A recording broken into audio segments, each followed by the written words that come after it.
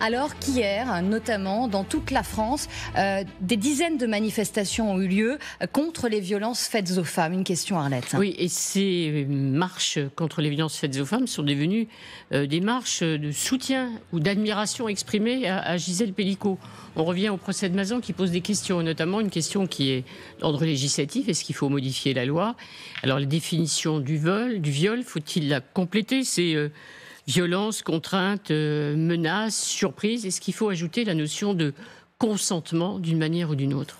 Bon, plusieurs choses. D'abord, comment ne pas être admiratif de Gisèle Pelicot, qui, avec, je trouve, beaucoup de dignité, témoigne chaque jour de la souffrance qui est la sienne, du viol. La victime est devenue une héroïne, c'est ça l'histoire, en fait. Oui, mais en l'occurrence, Madame Pelicot est d'une certaine façon, est une héroïne, parce qu'elle porte une voix qui est souvent tue, puisque je rappelle que les abus, les viols sont souvent faits dans des cadres, et on le voit ici, intrafamiliaux ou amicaux, et donc elle le fait avec beaucoup de force, beaucoup de dignité.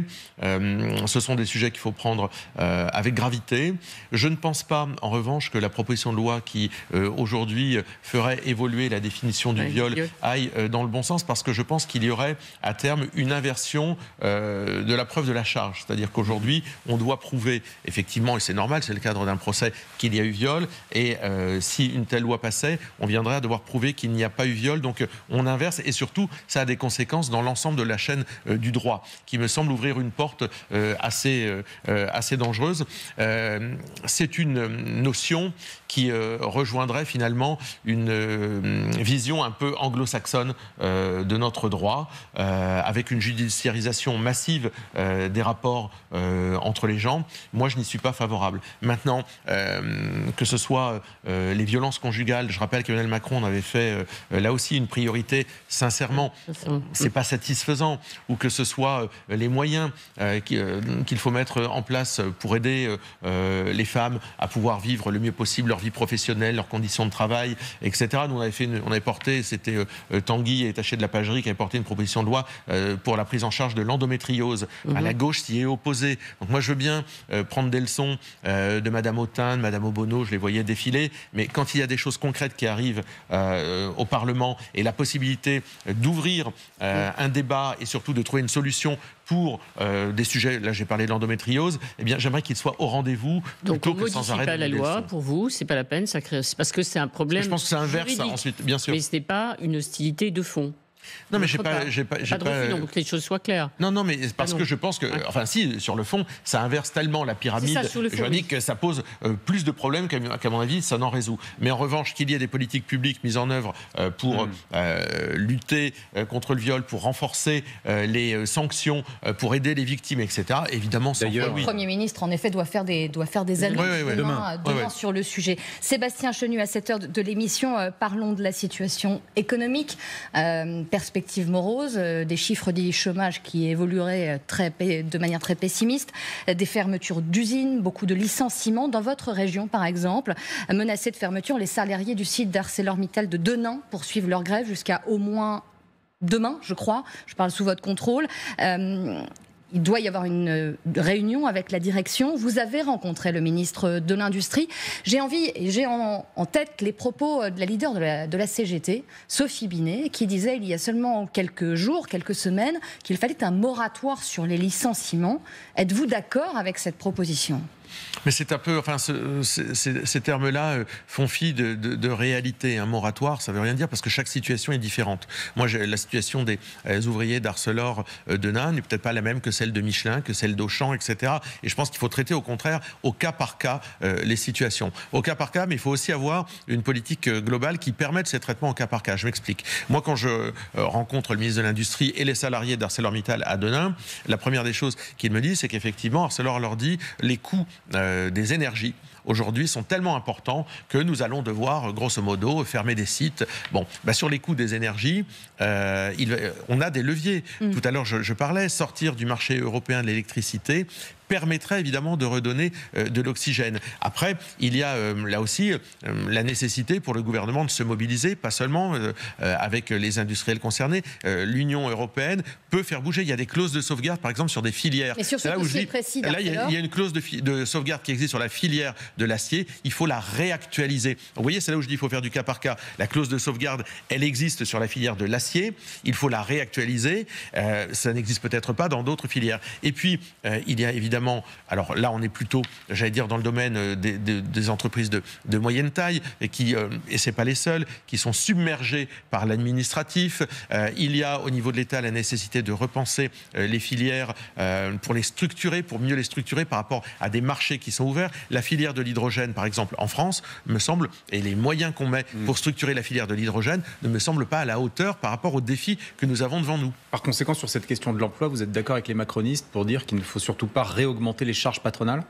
Non, je ne suis pas d'accord avec les macronistes. Je pense que les impôts de production pèsent, mais sur des grands groupes comme ArcelorMittal ou comme Michelin, c'est pas ça la question forcément. On augmente le coût du travail. Mais ce n'est pas. Non, mais je vous ai parlé d'abord du coût de l'énergie. C'est d'abord celui-ci. Évidemment, plus on alourdit la charge du travail, plus on se retrouve en concurrence avec des pays qui n'en ont pas. Et évidemment, ça complique les choses. Mais agissons déjà là où on a des leviers immédiats. On a des leviers immédiats. Et donc augmenter les charges patronales pour vous, c'est OK. Mais ça dépend dans quelle hauteur de 2 milliards. Ça dépend dans quelle configuration. Moi, je pense que on peut demander des efforts fiscaux aux grands groupes. Nous, on avait proposé effectivement de revoir la fiscalité sur les groupes qui faisaient des surprofits. Là, je pense que c'est important. Augmenter les charges, non. Je pense que ça n'a pas d'effet. Ça va même. Et d'ailleurs, c'est l'OCDE qui le disait. Ce sont des logiques qui seront créatrices de chômage. C'est pas moi qui l'ai dit, c'est l'OCDE. Donc non, pas du tout. Donc c'est un point de convergence. Ça peut arriver. Vous pouvez avoir un. Non, c'est un point de divergence. Non, puisque les macronistes font pression sur Michel Barnier, mais c'est pas le cas. Pour que les charges ne soient pas dans cette négociation. C'est pas le cas. Dans le budget, c'est pas le cas. Il y a une hausse des charges sur le travail. Il y a une hausse des charges dans le projet de budget de Michel Barnier.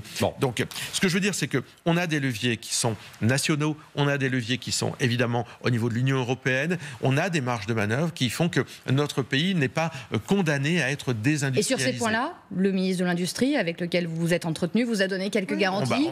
Pas des garanties parce que évidemment, enfin si ce n'est les garanties d'essayer de faire bouger les lignes, et moi je pense que dans ces cas-là il faut embarquer tout le monde. Moi j'ai pas les mêmes options politiques que le ministre de l'Industrie, mais j'ai envie de sauver les salariés d'Arcelor. Donc moi ce que j'aimerais d'abord, tout à l'heure on parlait de moratoire, c'est que Arcelor ne commence pas l'histoire en disant la fermeture du site et la fin des emplois de ce site de Denain est la première des choses. C'est peut-être la dernière des conséquences qu'il faut imaginer. La première des choses, c'est faire bouger l'Union européenne pour faire bouger la clause de sauvegarde, comme je l'ai dit, c'est revoir les prix de l'énergie. La fin, c'est-à-dire la liquidation des emplois, ne peut être que la solution la plus extrême en fin de compte. Fermeture de sites, fermeture d'usines, grève aussi, mouvements sociaux dans la fonction publique. On parle des grèves notamment à la SNCF avec vous, Arlette. SNCF, grève, modification ou disparition, transformation de fret et SNCF, donc préavis de grève. Y aura-t-il des trains à Noël ? C'est une question qu'on se pose quand même assez régulièrement en France. Du coup, certains se disent, mais si finalement on interdisait le droit de grève à des moments clés de la vie des citoyens. C'est ce qui se passe en Italie, pas à Noël, pas au jour de l'an, pas l'été, pas à la Toussaint, même pas pendant les fêtes de Pâques. Est-ce que vous êtes favorable ? Éric Ciotti dit oui. Est-ce que vous dites bonne idée, ça... Non, moi je ne suis pas favorable à interdire le droit de grève. Je ne suis pas favorable, c'est un droit constitutionnel. Il existe. Attendez, après, c'est autre chose. Interdire le droit de grève me semble pas être la bonne solution. D'un autre côté, je vous le dis aussi. D'un autre côté, je vous le dis aussi. Je pense que avoir l'idée de faire grève au moment de Noël, c'est donner des arguments à ceux qui ne veulent pas ouvrir les dossiers, que ce soit le dossier du fret, que ce soit des négociations salariales. C'est vraiment leur donner des arguments. Ce que je crois, c'est que là où on a des marges de manœuvre, c'est renforcer les obligations de déclaration préalable. À partir du moment où vous renforcez ces obligations de déclaration préalable de grève, vous pouvez travailler dans un contexte qui permet à chacun de s'y retrouver. C'est-à-dire le droit de grève. Sarkozy en le droit, c'était pas exactement ça, mais le droit de grève est préservé, mais en renforçant les obligations de déclaration préalable, vous permettez évidemment à chacun de mieux s'organiser. Je veux dire un mot aussi quand même, permettez-le, sur les agriculteurs. Moi j'ai rencontré hier dans ma circonscription à Thian, à Verchamp-Maugré, des agriculteurs. La première chose qu'ils demandent, vous savez, c'est pas toujours de l'argent, c'est que d'arrêter avec la paperasse, d'arrêter avec les contrôles. Ils nous expliquaient que des contrôles pour des gens qui cultivent des pommes de terre, on vient les contrôler au moment même de la période d'arrachage. Enfin, je veux dire, tout ça, c'est de la bonne... c'est une logique à avoir.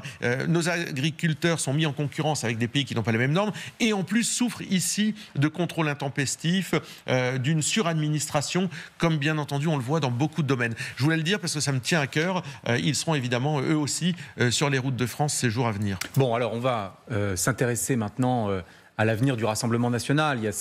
Il y a un horizon judiciaire qui impacte fortement Marine Le Pen. Nous verrons, nous en parlerons ensemble. Il y a Jordan Bardella qui sort ce livre et qui prend la lumière, le président de votre parti, dont vous êtes vous vice-président. Et alors, nos confrères du JDD, voilà. Non mais on va voir ce qu'il en est. Nos confrères du JDD ce matin relatent, dans un petit indiscret, que lors de la réunion hebdomadaire du groupe RN mardi dernier, Jordan Bardella aurait été assez désagréable avec vous. Et il vous aurait dit, lassé, dit-on, disent nos confrères du JDD, par des malveillances ou des méchancetés que vous auriez distillées ici et là, peut-être dans les déjeuners en ville. Il vous aurait dit, cela fait 2 fois que je te préviens, à la 3e, tu prends la porte et tu dégages. En pleine réunion de groupe. Est-ce que c'est vrai d'abord, cette scène ? Je ne vais pas commenter ni sur le fond ni sur la forme. Ce que je veux dire, c'est que c'est vrai. Non, mais ça arrive qu'en politique, on s'engueule. D'ailleurs, ça arrive pas qu'en politique. Je vous ai entendu tout à l'heure pendant la pause. Donc, vous voyez, ça arrive. C'est vrai. Ça arrive. L'important, c'est de savoir où on va. L'important, c'est de savoir comment on y va, avec qui, si on est d'accord sur le fond. Donc, on peut s'engueuler. Moi, j'ai parfois la dent dure aussi. Ça fait partie des choses. Donc, on se dit les choses et on n'a même pas besoin des médias pour se les dire. Vous savez. Donc, voilà. Bon. Ça fait partie des choses. Donc, oui, on peut avoir des différends. L'important, c'est de savoir les dépasser. Quel est le problème ? Je ne vais pas vous raconter notre vie intime, si tant est que j'ai une vie intime avec Jordan Bardella, mais je veux dire, je ne vais pas vous raconter nos échanges. Ce que je veux dire, c'est que voilà, on peut avoir des échanges, on peut avoir des différends. Il faut savoir les dépasser. Mais enfin, tu prends la porte et tu dégages. Il faut savoir les dépasser. C'est quand même. Vous êtes vice-président. C'est bien entendu ce qu'on fait. Moi, sincèrement, je pense que Jordan Bardella mène une action au bénéfice de notre mouvement et des Français qui est imparable et incomparable. Bon, vous voulez il le fait. Non, mais je ne vais pas vous raconter. Oui, mais on peut avoir des différends, mais sincèrement, on est plus souvent très en accord qu'en désaccord. Bon, vous ne voulez pas raconter, mais on le subodore. C'est une question que j'avais envie de vous poser. Aujourd'hui, qui est le chef au Rassemblement national ? Qui est le patron ? Il y a un président du parti élu. Moi, il se trouve que j'avais voté pour lui. Jordan Bardella, élu avec 85% des voix. Il y a un président du parti. Chez nous, il y a des élections. C'est pas comme la France insoumise d'ailleurs. Donc, il y a un président de parti. Et puis, il y a une candidate qui se prépare pour les élections présidentielles. C'est Marine Le Pen et qui est une référence, évidemment, une référence à notre famille politique incontournable. Je vous ai demandé qui était le chef. Vous m'avez donné 2 noms. Au Rassemblement national, normalement, il y en a un chef, il y en a qu'un. Non, mais il y a un président de parti qui est le chef du parti, et puis il y a une candidate au présidentiel. C'est pas toujours les mêmes. Hein. On peut être président d'un parti politique sans en devenir le candidat à l'élection présidentielle. On l'a vu. Et je suis très surpris. Je suis surpris que vous ne disiez pas la patronne de notre famille politique, c'est Marine Le Pen. Elle est la référente politique et intellectuelle de notre famille politique. Et on s'interroge sur cette référence, justement, cette référente. Est-ce qu'il existe un plan B ? David parlait du procès. On a l'impression que c'est une question taboue chez vous.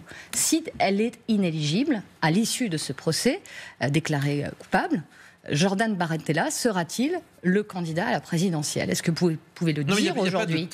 Il n'y a pas de tabou, mais on ne se place pas dans cette situation. Pourquoi ? Parce que d'abord, vous savez, Marine Le Pen a une expression qui va bien, elle dit on mange l'artichaut feuille à feuille. Donc on prend les sujets les uns après les autres. Donc aujourd'hui, nous avons un sujet qui est celui de démontrer notre innocence pleine et entière, celle de Marine Le Pen, celle de notre mouvement politique et celle de nos camarades qui sont poursuivis.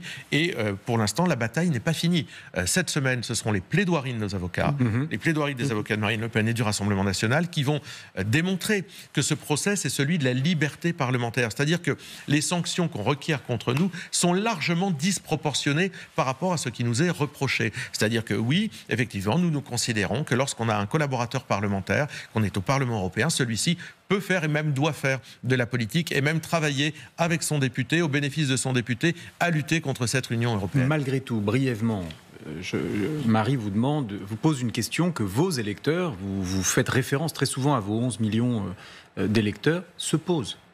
Si d'aventure, et cette perspective ne peut pas être ignorée puisque Marine Le Pen elle-même la prend très au sérieux, si d'aventure Marine Le Pen devait être inéligible, est-il automatique, chez vous, que le président du parti devienne le candidat naturel? On ne s'est jamais mis dans ce cas de figure, ça n'a jamais existé. Marine Le Pen, en tous les cas, moi ce que je vous dis, c'est que Marine Le Pen aujourd'hui est notre candidate. Elle sera notre candidate parce que je pense que la justice lui sera rendue. Si tel ne devait pas être le cas, ce serait un scandale démocratique. Bon, on saura s'organiser. Mais est-ce que c'est forcément Jordan Bardella? Il est en tous les cas aujourd'hui, Jordan Bardella est le président du parti. Il a vocation à poursuivre l'aventure. Vous savez, nos idées nous dépassent à poursuivre l'aventure. Mais Marine Le Pen sera notre candidate parce que je suis prêt à revenir sur votre plateau et en parler. La justice va lui être rendue. Donc, et on aura en effet... Moi, je ne fais pas de la politique fiction. Moi, je fais de la politique avec des éléments que j'ai devant moi. Les éléments que j'ai devant moi, je veux dire que ce qu'on a requis contre Marine Le Pen est totalement excessif. Serait un scandale démocratique, ne peut pas priver le choix, les Français de ce choix, et que par conséquent, Marine Le Pen sera effectivement notre candidate en 2027. Rendez-vous en janvier donc. Avant d'arriver avec Arlette sur les questions sur la situation internationale, rapide question sur l'annonce du président hier, l'annonce de la panthéonisation de Marc Bloch, ce grand résistant. Dans une lettre, la famille de Marc Bloch demande, au regard de l'engagement du résistant, que l'extrême droite, vous donc, dans toutes ses formes, soit exclue de toute participation à la cérémonie. Respecterez-vous ce souhait, cette décision? Marine Le Pen s'était rendue à la panthéonisation des époux Manoukian alors que la famille avait demandé qu'il ne soit pas présent. Alors, moi je ne suis pas l'extrême droite, le Rassemblement national n'est pas l'extrême droite. Il faut aussi à un moment dire les choses. D'ailleurs, regardez quels étaient les marqueurs de l'extrême droite il y a 50 ans dans notre pays. C'était un anti-parlementarisme et un antisémitisme. Pour le coup, on peut dire que le Rassemblement national est aujourd'hui le parti qui défend, je crois, le mieux nos compatriotes de confession juive. Donc quand la famille ne demande pas l'extrême droite, et qui défend le mieux le parlementarisme. Donc voilà. Vous ne vous sentez pas visé. Non mais si la famille bloque, donc qu'elle dise les choses. Ouais. S'ils ne veulent pas de la présence de Marine Le Pen et de ceux qui l'entourent, il suffit de le dire. Vous savez, nous sommes des gens bien élevés. Eh bien, nous n'irons pas si on considère que la famille met un point. C'était ce qu'avaient fait les Badinter. Ils n'avaient pas voulu que nous soyons présents. Eh bien, nous n'y serons pas, mais ça n'empêchera pas le regard d'ailleurs bienveillant que je porte sur cette panthéonisation de Marc Bloch. Arlette Chabot, la situation internationale et l'interview... La France, de Jean-Noël Barrot. L'Ukraine, Jean-Noël Barrot, le ministre de l'Europe et des Affaires étrangères, interview la BBC. C'est pas un hasard après sa rencontre avec le ministre britannique de la Défense. Alors, feu vert donné par les États-Unis et le Royaume-Uni à l'utilisation de missiles longue portée sur le territoire russe, autorisation donnée à l'Ukraine. Jean-Noël Barrot dit, on le voit, lui, nous n'avons pas de ligne rouge. Ça signifie qu'effectivement, des missiles livrés par la France pourraient être utilisés par l'Ukraine en direction du territoire russe. C'est un cas de légitime défense. Pas de ligne rouge. Et en ce qui concerne la fameuse question de l'envoi de troupes au sol, il répète ce qu'on avait entendu un peu dans la bouche du président de la République. Aucune option n'est exclue. Ça s'appelle l'ambiguïté stratégique, selon les militaires. Est-ce que vous avez des lignes rouges? Est-ce que vous considérez que ces lignes rouges, vous en avez en économie sociale, vous pouvez l'avoir aussi en politique étrangère, que là, eh bien, la position de la France... Moi, ce que je regrette surtout, c'est que ce ne soit pas très clair. C'est qu'en fait, un coup, Emmanuel Macron dit, je voudrais reprendre sa phrase, mais je ne l'ai plus vraiment en tête, j'enverrai des gars, il avait dit ça un soir, j'enverrai après une conférence à Paris, voilà, des gars sur le terrain, etc., avec un peu de désinvolture. Et puis après, il avait reculé, en voyant d'ailleurs que nos alliés européens, pour le coup, n'étaient pas du tout d'accord avec cela. Là, on a à nouveau une marche en avant. Moi, je ne sais pas bien où en est la diplomatie française là-dessus. Mais nous, elles sont connues, nos positions. Alors, on avait dit qu'il n'y a pas de soldats, l'utilisation des missiles. Mais évidemment, pas de soldats. C'est non. Mais madame... Déjà, pardon, prenons l'ordre. Tout ce qui... Ça va être assez simple. Tout ce qui nous fait monter une marche dans le conflit, c'est non. Il faut permettre à l'Ukraine de défendre son front. On l'avait dit, avec des armes défensives. Pas de souci sur le soutien à l'Ukraine. Pas d'utilisation sur le territoire russe. Tout ce qui fait exactement monter l'instabilité d'une marche, nous ne pouvons pas y souscrire. Moi, j'aimerais entendre le président Macron essayer de prendre des initiatives. J'ai vu que M. Zelensky avait ouvert quand même une porte suite à l'élection de Donald Trump aux États-Unis, de prendre peut-être des initiatives permettant de mettre tous ces gens autour d'une table et d'en arriver à une voie qui soit celle d'un règlement diplomatique du conflit, dont ce n'est pas nous qui déciderons des termes, évidemment. Juste très brièvement, parce que vous ne l'aviez plus et précisément en tête, la déclaration d'Emmanuel Macron à ce sujet, c'était si les Russes devaient aller percer les lignes de front, s'il y avait une demande ukrainienne, ce qui n'est pas le cas aujourd'hui, on devrait légitimement se poser la question. Voilà, simplement pour que... Non, c'était pas cette phrase à laquelle je faisais référence, mais enfin bon, c'est bien. C'était en tout cas des conseillers. Après la précision, plusieurs semaines après, c'était effectivement des conseillers, c'était pas des militaires français au combat contre les Russes. Ça, c'est Emmanuel Macron lorsqu'il s'est exprimé auprès de The Economist sur le sujet des troupes au sol en Ukraine. Marie. Sur l'Ukraine et ce soutien à l'Ukraine, il faut, vous dites, continuer coûte que coûte à les aider, à les financer dans leur effort de guerre. Mais c'est ce que nous faisons. La France les aide. Et vous n'appelez pas à freiner les choses? La France les aide, les finance, mais jusqu'à quand pourrons-nous le faire? C'est-à-dire que moi, je pense que cette aide, elle est importante, nous l'avons votée, mais la question se pose de nos capacités. Nous, sont-elles soutenables à continuer à déverser des milliards sur l'Ukraine? C'est une question de bon sens, là aussi, il ne faut pas qu'il y ait de tabou. Moi, je pense qu'il faut soutenir l'Ukraine, mais à un moment, on ne peut pas le faire quand on n'en a plus les moyens. Sur la diplomatie, un coup de fil a été passé la semaine dernière, très remarqué, Arlette. Voilà. Alors, le chancelier allemand a appelé Vladimir Poutine. Vous pensez qu'Emmanuel Macron devrait à nouveau, lui aussi, appuyer sur le bouton du téléphone? Mais moi, j'ai toujours considéré que, en fait, vous savez, on n'a pas, en matière de diplomatie, on n'a pas d'amis, on a éventuellement de temps en temps des alliés, on a surtout des intérêts. Si notre intérêt, c'est qu'à un moment le président de la République appelle Vladimir Poutine, il sera en mesure de le juger lui-même et de juger si c'est opportun. Mais ce que je veux dire, c'est que la Russie, elle ne se résume pas à Vladimir Poutine. Il y aura un après Vladimir Poutine. Donc ça veut dire qu'il faudra de toute façon un moment travailler, discuter, échanger avec des dirigeants russes. Donc si Emmanuel Macron considère que c'est au bénéfice des intérêts de la France que de le faire, alors tout ce qui va au bénéfice des intérêts de la France doit être fait. Comment regardez-vous les nominations faites par Donald Trump, la future équipe, ceux qui vont diriger les États-Unis demain? Alors ils y vont fort, hein. Un anti-vax, Robert Kennedy qui est chargé de la santé. On met à la tête des services quelqu'un qui avait pris position en faveur de Bachar al-Assad, qui est proche de Moscou, un climato-sceptique en charge de l'environnement. Alors il a du culot, Trump, il y va. Alors vous êtes plutôt sage, vous éliminez les sulfureux. Trump, lui, choisit les plus sulfureux des sulfureux. Vous ne dites pas, peut-être qu'on s'est trompé de stratégie? Non, mais d'abord, ne donnons pas de leçons aux autres. En France, on a nommé Pape Ndiaye à l'éducation après avoir nommé Jean-Michel Blanquer. C'est-à-dire qu'en fait, c'est des différences de ligne, c'est pas des.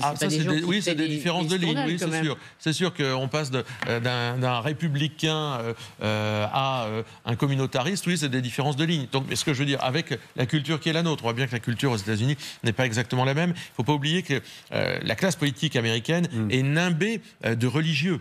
On n'est pas dans les mêmes choses. Non, mais la stratégie de l'outrance a fonctionné. Il a gagné. Il a gagné en allant très loin. Et vous êtes dans une stratégie inverse. Non, voilà, je ne crois pas que ça. Je crois qu'il a gagné puisqu'il a parlé des problèmes des Américains. Il leur a parlé des problèmes économiques et financiers. En disant que certains immigrés mangeaient des chats et des chiens. Il l'a fait avec la tonalité qu'on lui connaît et qui passe aux États-Unis. Enfin, moi qui me plaît pas. Il ne faut pas s'en inspirer.